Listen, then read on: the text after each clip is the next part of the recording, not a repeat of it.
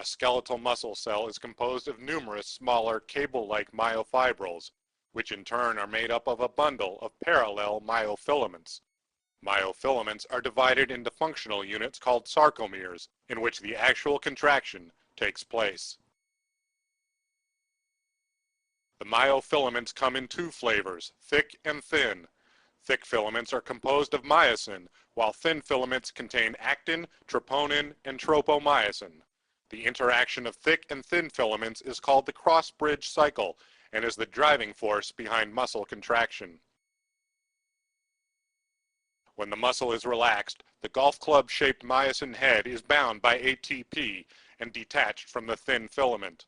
Along the actin fiber, a complex composed of tropomyosin, as well as troponin C, troponin I, and troponin T are in a down position, blocking myosin from binding to the actin.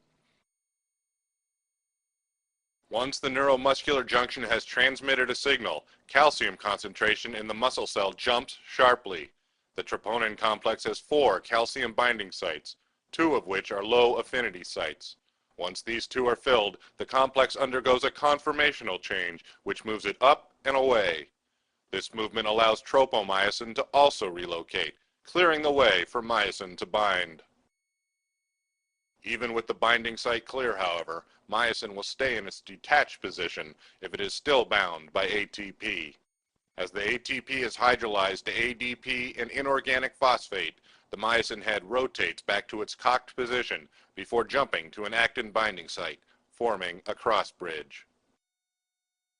The actual contraction begins when phosphate dissociates from myosin, triggering the power stroke. The myosin head rotates 45 degrees, pulling the actin along with it.